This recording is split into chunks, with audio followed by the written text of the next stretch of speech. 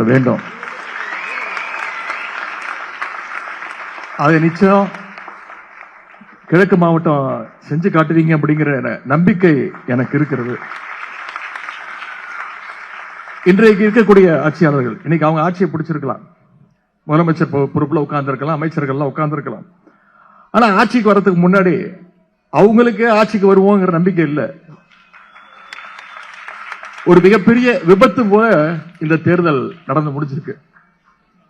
ஏன் இன்னும் சொல்லப்போனா மக்கள் முழுமையாக அவங்களை தேர்ந்தெடுக்கல, முழு மெஜாரிட்டியோட வந்து உட்கார்ந்து இருக்காங்களான்னு பாத்தீங்கன்னா அதுவும் கிடையாது. ஒரு கட்சியை ஆட்சியை பிடிக்கணும்னா 118 சீட்டுகள் பிடிக்கணும். இப்ப இருக்கக்கூடிய ஆட்சியாளர்கள் வெறும் 108 சீட்டு மட்டும்தான் ஜெயிச்சாங்க. இன்னும் சொல்ல போனா நம்முடைய தலைவர் பேரை சொல்லி நம்முடைய உடன்பிறப்புகள் களத்துல வேலை பார்த்து வெற்றி பெற்றவங்களுடைய தயவுல தான் இன்னைக்கு இந்த ஆட்சி நடந்துட்டு இருக்கு. நாம தைரியமா சொல்லலாம், நம்மளோட தயவுல தான் இன்னைக்கு இந்த ஆட்சி நடந்துட்டு இருக்கு. தலைவருடைய தயவுல இன்னைக்கு இந்த ஆட்சி நடந்துட்டு இருக்கு. நம்மளுடைய தலைவர் போட்ட பிச்சையில தான் இன்னைக்கு இந்த ஆட்சி நடந்துட்டு இருக்கு.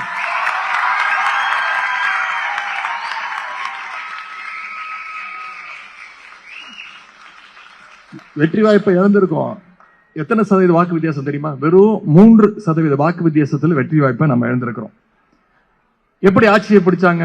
ஆட்சிக்கு வந்த உடனே தொலைக்காட்சியில பாத்தீங்க தொடர்ந்து என்னென்ன நடந்துச்சு. தினமும் பனிஷ்மெண்ட் மாதிரி கவர்னர் போய் சந்திச்சுட்டு வந்துட்டு இருந்தாரு. இன்றைக்கு இருக்கக்கூடிய முதலமைச்சர் போய் இன்னைக்கு கூப்பிடுவீங்களா, நாளைக்கு கூப்பிடுவீங்களா அப்படின்னு கேட்டுக்கிட்டே இருந்தார். ஏன்னா நம்பர்ஸ் இல்ல. அதன் பிறகு அதிமுக இருக்கக்கூடிய சில தலைவர்களுக்கு, சட்டமன்ற உறுப்பினர்களுக்கு தொடர்ந்து சோஃபா போச்சு. சோஃபா பின்னாடியே முதலமைச்சர் போனார், வால் பிடிச்சிட்டு போனாரு. அதிமுக தலைவர்களுக்கு மட்டும் இல்ல, நம்மளோட கூட்டணி வச்சுக்கிட்ட, நம்மளோடு சேர்ந்து தேர்தலை வெற்றி பெற்ற சில கட்சி தலைவர்களுக்கும் சோஃபா போச்சு. ஆட்சிக்கு வர்றதுக்கு முன்னாடி என்ன சொன்னாங்க? ஊழலை ஒழிப்போம், ஒரு மாற்றத்தை உண்டாக்குவோம்னு சொல்லி ஆட்சிக்கு வந்தாங்க. ஆனா இன்னைக்கு வந்து என்ன பண்ணிட்டு இருக்கிறாங்க? நம்ம தலைவர் கொண்டு வந்த திட்டங்களோட பெயர்களை மாத்திக்கிட்டு இருக்கிறாங்க. மாற்றம்னு சொல்லி இன்னைக்கு பெயர் மாற்றம் நடந்துகிட்டு இருக்கு இந்த ஆட்சியில. எங்கு பார்த்தாலும் ஊழல், மிகப்பெரிய மாற்றம் சொல்லி நீங்க மிகப்பெரிய ஒரு ஏமாற்றத்தை இந்த அரசு கொடுத்துட்டு இருக்கு. இன்னைக்கு இவங்க ஆட்சி எந்த லட்சணத்தில் நடந்துட்டு இருக்கு நாம கூட சொல்லல. அவங்களோட கூட்டணி வச்சிருக்கக்கூடிய, ஆதரவு கொடுத்திருக்கக்கூடிய கம்யூனிஸ்ட் இயக்கத்தோழர்கள் அவங்க இன்னைக்கு குரல் கொடுக்க ஆரம்பிச்சிருக்கிறாங்க. இந்த ஆட்சியுடைய அநியாயத்தெல்லாம் பேச ஆரம்பிச்சிருக்கிறாங்க. தமிழ்நாட்டில் எங்க பார்த்தாலும் இன்னைக்கு சட்டம் ஒழுங்கு எந்த நிலைமையில் இருக்குன்னு உங்களுக்கு தெரியும். இன்னும் சொல்லப்போனா ஆளுங்கட்சியுடைய நிர்வாகிகளே இன்னைக்கு தொடர் கொலை, கொள்ளை, பாலியல் வன்முறையில் ஈடுபட்டு வராங்க. ஒரு பக்கம் விவசாயிகள் மிகப்பெரிய வேதனையில மாட்டிக்கிட்டு இருக்கிறாங்க. இந்த ஆட்சி அமைஞ்ச இந்த 105 நாட்கள் இருக்கும். இந்த 105 நாட்கள்ல அதிகமா பாதிக்கப்பட்டது யாருன்னு பாத்தீங்கன்னா விவசாய பெருங்குடி மக்கள் தான். தேர்தல் வாக்குறுதி என்ன சொன்னாங்க? வாங்கின பயிர்க்கடன் அனைத்தையும் தள்ளுபடி செய்வோம், ஆட்சிக்கு வந்து அடுத்த நிமிஷம் எல்லாத்தையும் புரட்டி போடுவோம், முழு பயிர்க்கடன் தள்ளுபடின்னு சொன்னாங்களா இல்லையா? இன்னைக்கு 25வது நாள் ஒரு அறிவிப்பு, படங்களுக்கு, திரைப்படங்களுக்கு போஸ்டர் அடிக்கிற மாதிரி 25வது நாள் ஒரு அறிவிப்பு, 50வது நாள் ஒரு அறிவிப்பு, 100வது நாள் ஒரு அறிவிப்புன்னு முதலமைச்சர் ஃபேஸ் பை ஃபேஸா அறிவிச்சிட்டு இருக்கிறார். விவசாயிகளுடைய பிரச்சனையை பேசுனதுக்காக என்ன கைது பண்ணாங்க? அரசு செலவுல தஞ்சாவூர் வரைக்கும் என கூட்டிட்டு போய் ரோட் ஷோ நடத்தி காட்டினதுதான் இந்த அரசனுடைய ஒரு சாதனை.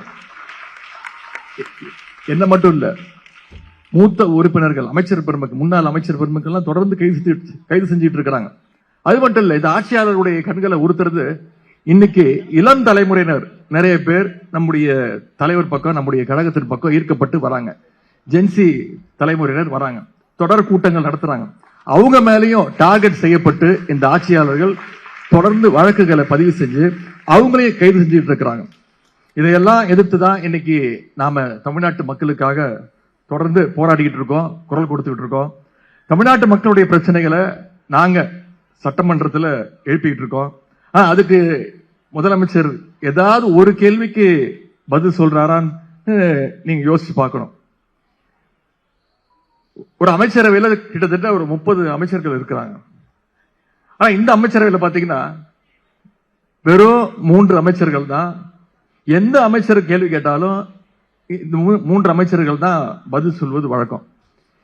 நான் தொடர்ந்து சொல்லிட்டு இருக்கிறது, அமைச்சர்கள் யாருன்னு எங்களுக்கு தெரியல.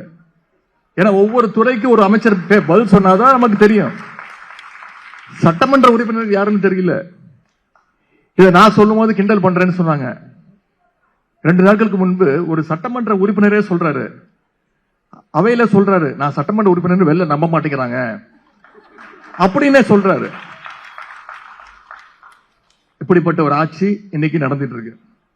கேள்வி எழுப்பினா எந்த துறை அமைச்சர்கிட்டையும் அது சம்பந்தமான பதிலே கிடையாது. டைவர்ஷன் டாக்டிக்ஸ் தான், மடை மாற்றுறது.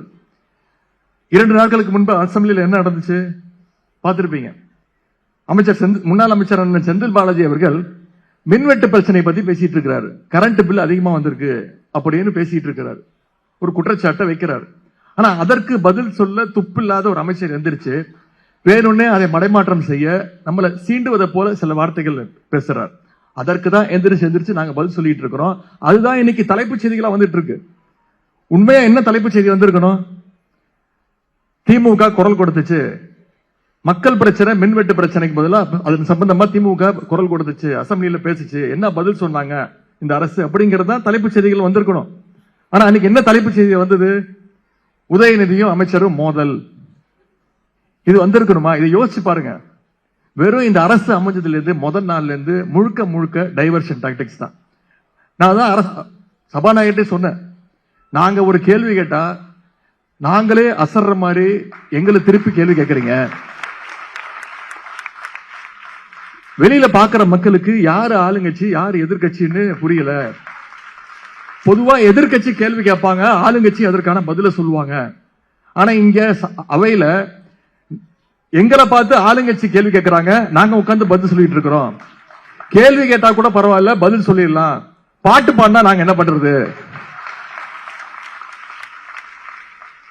சபாநாயகருக்கு தெரியல. ஆமா, ஏன்னா அவரும் பாட்டு பாடுறாரு.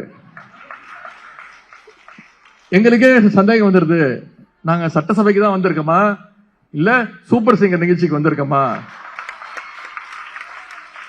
பொதுவா ஒரு அரசு நடக்கும் போது எதிர்கட்சிகள் ரொம்ப வேகமா பேசுவாங்க, நிறைய குற்றச்சாட்டுகள் வைப்பாங்க. அப்போ சபாநாயகர் எதிர்கட்சிகள் பேசுறத அவை குறிப்பிலிருந்து தொடர்ந்து நீக்குவாங்க. ஆளுங்கட்சி இருக்கக்கூடிய அமைச்சர்கள் சொல்லுவாங்க, பதில் சொல்லுவாங்க, ரிக்வெஸ்ட் பண்ணுவாங்க, சபாநாயகர் அவர்களே தவறான வார்த்தை பயன்படுத்துறாரு, அவை குறிப்பிலிருந்து நீக்குங்க. ஏன்னா எதிர்கட்சிகள் மக்களுடைய பிரச்சனைகளை போய் பேசுறதா எதிர்கட்சி, அதற்காக தான் நாங்க போறோம். ஆனா இந்த அரசுல என்ன நடந்துட்டு இருக்கு, இந்த சட்டசபையில் என்ன நடந்துட்டு இருக்கு, தயவுசெய்து கூர்ந்து கவனிங்க. முதல் முறையா சட்டசபை வரலாற்றிலே முதல் முறையா ஹிஸ்டரியிலே ஃபர்ஸ்ட் டைம் எதிர்கட்சிகள் நாங்க பேசுறதை விட ஆளுங்கட்சி பேசுறது, அமைச்சர்கள் பேசுறது, ஆளுங்கட்சியுடைய சட்டமன்ற உறுப்பினர்கள் பேசுவதை சபாநாயகர் அவை குறிப்பில் இருந்து தொடர்ந்து நீக்கிக் கொண்டே இருக்கிறார். அது மட்டும் இல்ல, பொதுவா நீக்கும் போது என்ன சொல்லுவாங்க, இப்ப நாங்க பேசும்போது சபாநாயகர் நீக்கிட்டாருன்னா நாங்க கேட்போம், நான் என்ன தப்பா சொல்லிட்டேன், அது ஒண்ணு அன்பார்லிமெண்டரி வேர்ட் கிடையாது, தயவு செய்து கன்சிடர் பண்ணுங்க அப்படின்னு சொல்லுவோம்.